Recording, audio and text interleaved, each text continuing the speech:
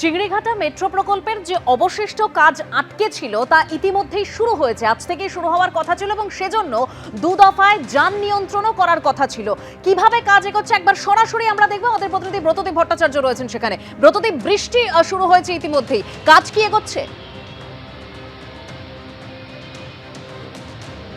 দেখো, নির্ধারিত যে সময় ছিল যে শুক্রবার রাত 8টা থেকে কাজ শুরু হবে, সেই সময় অনুযায়ী কিন্তু আজকে এখানে কাজ শুরু হয়। এখানে পুজো দেন প্রথমে যারা আধিকারিকরা আরবিএনএল এর, এবং তারপর এই যে মেট্রোর যে কাজ অসম্পূর্ণ ছিল সেই, অর্থাৎ এই যে উপরের যে অংশটা জোড়ার যেটা কাজ অসম্পূর্ণ ছিল সেই কাজ কিন্তু শুরু হয়েছে।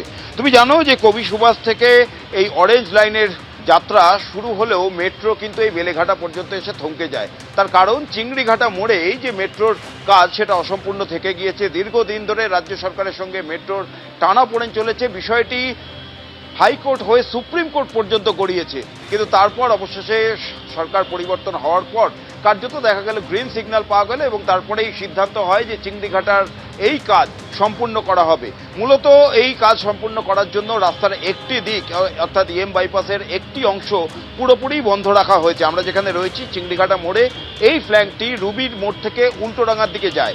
দু দফায় কাজ হবে।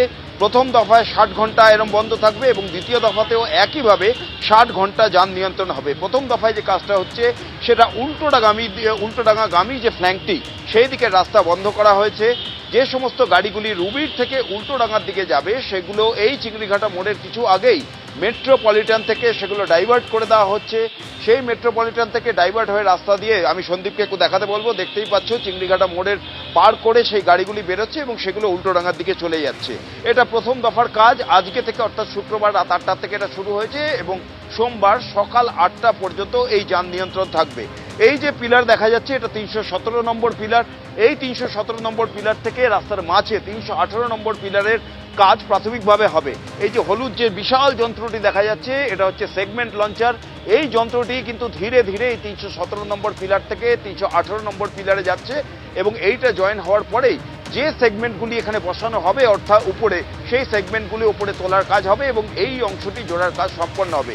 দ্বিতীয় দফার কাজ হবে 22 তারিখ থেকে। 22 তারিখ রাত 8টা থেকে 25 তারিখ সকাল 8টা পর্যন্ত উল্টো দিকের অংশ, অর্থাৎ বাইপাসের যে অংশটা উল্টোডাঙ্গার দিক থেকে রুবির দিকে যাচ্ছে সেইটা বন্ধ করা হবে, এবং একইভাবে যান চলাচল কিন্তু নিয়ন্ত্রিত করা হবে, ডাইভার্ট করা হবে এই রাস্তার যান চলাচল, যেটা কলকাতা পুলিশের থেকে আগে থেকেই বিজ্ঞপ্তি দিয়ে দেওয়া হয়েছিল। এবং সেই অনুযায়ী আজকে রাত 8টা থেকেই কিন্তু বাইপাসের ওপর এই যান চলাচল নিয়ন্ত্রণ হওয়া শুরু হয়ে যায়।